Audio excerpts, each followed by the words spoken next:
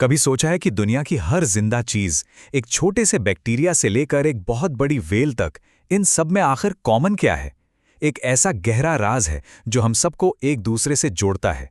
चलिए आज इसी राज की तह तक चलते हैं। तो आखिर वो क्या है जो हर जीव में मौजूद है? ये वो सवाल है जिसने सदियों से साइंटिस्ट्स को परेशान किया है, और इसका जवाब हमारे होने की वजह से ही जुड़ा हुआ है। चलिए ज्यादा सस्पेंस नहीं रखते। उस बड़े से सवाल का जवाब एक बहुत ही छोटे से शब्द में छिपा है, कोशिका। जी हां, यही है जीवन की नींव, वो पहली ईंट जिस पर कुदरत में हर जिंदा चीज की इमारत खड़ी की है। तो ये कोशिका यानी सेल आखिर है क्या चीज? देखिए, आसान भाषा में अगर समझें तो ये हर जिंदा चीज की बनावट और काम करने की सबसे छोटी इकाई है। कल्पना कीजिए एक ईंट की, जैसे हजारों ईंटें मिलकर एक बड़ी सी बिल्डिंग बनाती हैं, ठीक वैसे ही खरबों कोशिकाएं मिलकर हमारे जैसे शरीर बनाती हैं। अच्छा, इस अनदेखी दुनिया में झांकने का हमारा सफर शुरू हुआ 1665 में, जब रॉबर्ट हुक ने पहली बार कॉर्क में मरी हुई कोशिकाओं को देखा। लेकिन असली कहानी तो 1674 में शुरू हुई, जब एंटनी वॉन ल्यूवेनहॉक ने पहली बार अपनी आंखों से जिंदा चलती फिरती कोशिकाएं देखीं। सोचिए, ये एक पूरी की पूरी नई दुनिया की खोज थी। अब इस दुनिया को और मजेदार तरीके से समझने के लिए एक काम करते हैं। ये सोचिए कि एक कोशिका कोई मामूली चीज नहीं, बल्कि एक छोटा सा, एकदम हलचल भरा शहर है। एक ऐसा शहर जिसके अपने पावर प्लांट हैं, अपनी फैक्ट्रियां हैं, और यहां तक कि एक सिटी हॉल भी है जहां से पूरे शहर का काम कंट्रोल होता है। तो तैयार हो जाइए इस अद्भुत शहर के टूर के लिए।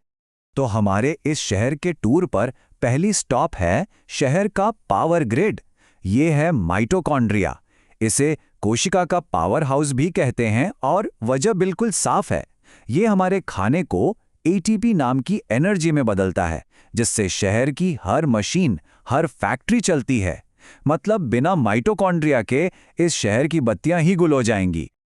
पावर हाउस से अब सीधे चलते हैं शहर की फैक्ट्रियों की तरफ। ये हैं राइबोसोम।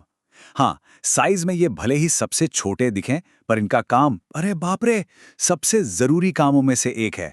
ये प्रोटीन बनाते हैं, मतलब वो बिल्डिंग ब्लॉक्स जिनसे ये शहर बनता है, मजबूत होता है और अपनी मरम्मत भी करता है। अब देखिए, हर शहर में एक क्लीन अप क्रू तो होता ही है ना? तो हमारी कोशिका में ये जिम्मेदारी है लाइसोसोम की। ये शहर का सारा कचरा साफ करते हैं और पुरानी चीजों को रिसाइकल भी। लेकिन इनका एक और नाम है जो थोड़ा डरावना है, आत्महत्या की थैली। ऐसा इसलिए क्योंकि अगर कोशिका को कोई बड़ा नुकसान पहुंच जाए तो ये फटकर पूरी कोशिका को ही खत्म कर देते हैं। वैसे एक बात और, दुनिया के सारे शहर एक जैसे तो होते नहीं, कुछ छोटे से गांव जैसे होते हैं। बिल्कुल सिंपल, ये हैं प्रोकैरियोटिक कोशिकाएं, जैसे कि बैक्टीरिया। और फिर होते हैं बड़े बड़े महानगर, ये हैं यूकैरियोटिक कोशिकाएं, जो पेड़ पौधों और हम जानवरों में पाई जाती हैं।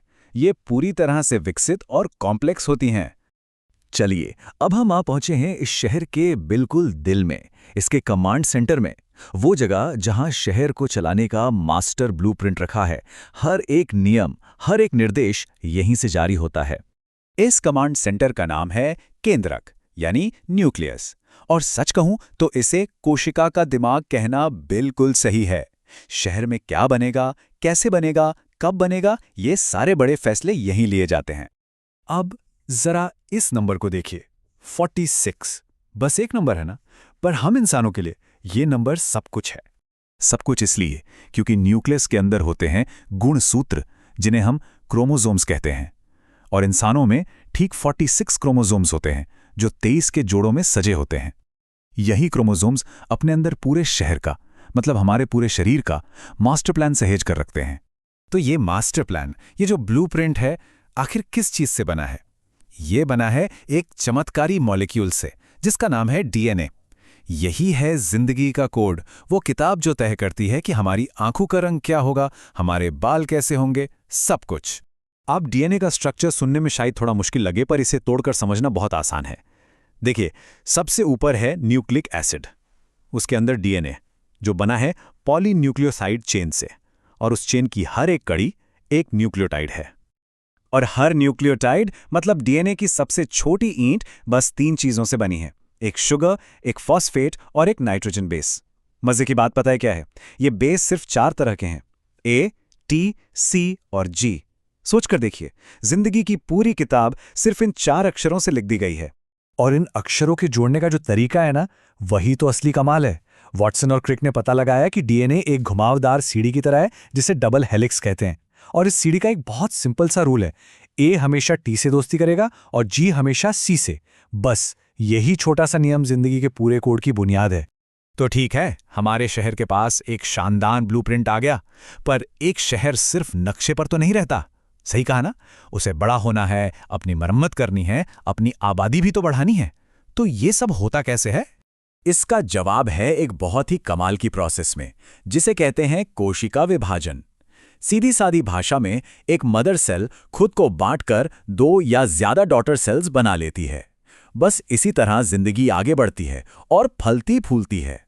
लेकिन ये बंटवारा भी 2 अलग अलग तरह का होता है। एक है माइटोसिस, इसे आप एक फोटोकॉपी मशीन समझिए। ये शरीर की कोशिकाओं की बिल्कुल सेम टू सेम कॉपी बनाता है, ताकि हम बड़े हो सकें या हमारे घाव भर सकें। दूसरा है मियोसिस। ये फोटोकॉपी मशीन नहीं, एक आर्टिस्ट है। ये हर बार कुछ नया और अनोखा बनाता है, जिससे अगली पीढ़ी में डाइवर्सिटी आती है। ये पूरा सिस्टम ज्यादातर तो एकदम परफेक्ट काम करता है। पर कभी सोचा है, क्या हो अगर इस ब्लूप्रिंट की कॉपी बनाते समय कोई गलती हो जाए? अगर कोई इंस्ट्रक्शन गलत छप जाए तो? जब क्रोमोसोम्स की गिनती में गड़बड़ी हो जाती है, तब होते हैं क्रोमोसोमल सिंड्रोम। याद है वो 46 वाला जादुई नंबर? अगर उस गिनती में एक भी नंबर ऊपर नीचे हो जाए, तो उसके नतीजे बहुत गहरे हो सकते हैं। जैसे कि टर्नर सिंड्रोम में 46 की जगह सिर्फ 45 क्रोमोसोम होते हैं। वहीं क्लाइनफेल्टर या डाउन सिंड्रोम में 47 क्रोमोसोम होते हैं। ये उदाहरण हमें दिखाते हैं कि ब्लूप्रिंट में सिर्फ एक नंबर का फर्क भी पूरे जीव के विकास को कितना बदल सकता है, और जीवन का ये कोड कितना सटीक और साथ ही कितना नाजुक है। और बस इसी के साथ हमारे इस छोटे से शहर का टूर यहीं खत्म होता है। सोचिए, जिंदगी की पूरी कहानी सिर्फ 4 अक्षरों में लिख दी गई। इसकी ये बेमिसाल जटिलता और साथ ही इसकी ये नाजुक सी खूबसूरती, ये हमें हमारे अपने वजूद के बारे में क्या सिखाती है? ये एक ऐसा सवाल है जिस पर सोचना तो बनता है।